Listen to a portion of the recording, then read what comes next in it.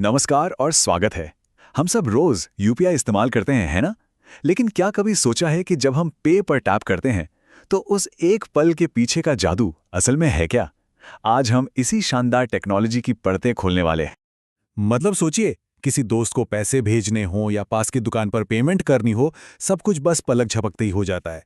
Digital payments हमारी जिंदगी का इतना हिस्सा बन चुके हैं कि हम सोचते भी नहीं। और यही सवाल आज हमारी इस बातचीत का सेंटर पॉइंट है, क्योंकि उस आसान से दिखने वाले इंटरफेस के पीछे एक बहुत ही कॉम्प्लेक्स और कमाल का सिस्टम काम कर रहा होता है। तो यूपीआई की खासियत को सही से समझने के लिए थोड़ा सा पीछे चलते हैं। देखते हैं कि इसके आने से पहले डिजिटल मनी ट्रांसफर आखिर काम कैसे करता था। पहले के जमाने में पैसे भेजना एक पूरा काम होता था। जिसे पैसे भेज रहे हैं उसका पूरा नाम, अकाउंट नंबर, बैंक का नाम, ब्रांच कोड, आईएफएससी कोड, इतनी सारी डिटेल्स चाहिए होती थीं। और जरा सी भी गलती का मतलब था कि ट्रांजैक्शन सीधा फेल। और इस स्लाइड पर फर्क एकदम साफ दिखता है।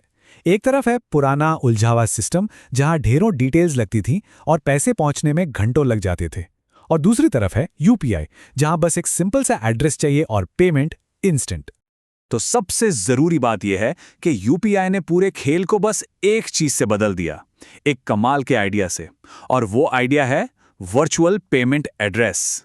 ये वीपीए यानी कि वर्चुअल पेमेंट एड्रेस ही वो चीज है जो यूपीआई को इतना आसान बनाती है।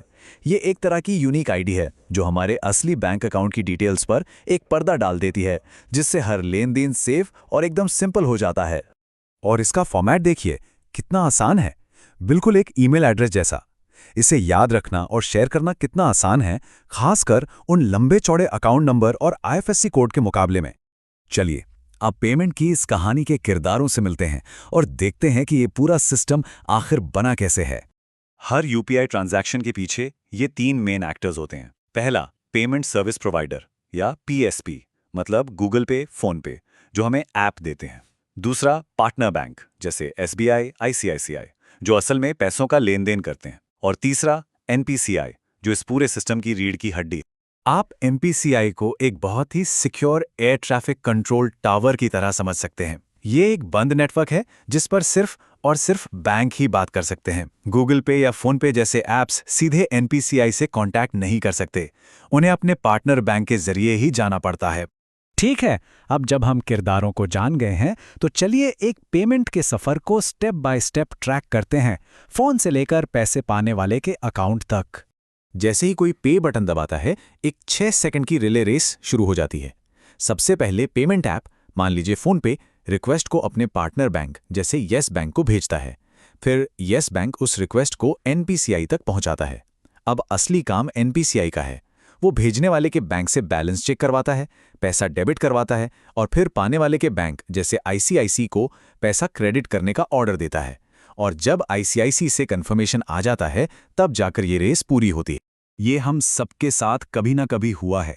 पेमेंट फेल्ड का मैसेज आ जाता है जबकि पैसा अकाउंट से कट चुका होता है। तो सवाल है, ऐसा क्यों होता है? असल में ये एक सेफ्टी फीचर है। अगर किसी भी वजह से, जैसे कि सर्वर बिजी होने की वजह से, पाने वाले का बैंक ये कंफर्म नहीं कर पाता कि हाँ पैसा मिल गया है, तो एनपीसीआई उस ट्रांजैक्शन को अधूरा मानकर रोल बैक कर देता है और कटा हुआ पैसा भेजने वाले के अकाउंट में वापस आ जाता है। ये एक फेल सेफ सिस्टम है। अच्छा, अब जरा एक कदम पीछे हटकर इस पूरे सिस्टम के स्केल को देखते हैं। जरा सोचिए, ये सिस्टम हर महीने अरबों ट्रांजैक्शंस को रियल टाइम में संभालता है।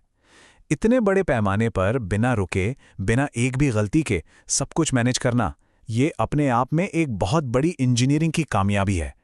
तो ये कहना बिल्कुल सही है कि यूपीआई सिर्फ एक पेमेंट सिस्टम नहीं है, बल्कि ये इंजीनियरिंग का एक नायाब नमूना है। इसकी मजबूती और इसका स्केल सच में हैरान करने वाला है। यूपीआई ने ये दिखा दिया है कि कैसे टेक्नोलॉजी की मदद से एक बहुत मुश्किल समस्या को भी बेहद आसान बनाया जा सकता है। ये हमें सोचने पर मजबूर करता है कि भविष्य में टेक्नोलॉजी हमारी जिंदगी की और कौन-कौन सी बड़ी मुश्किलों को इसी तरह आसान बना सकती है।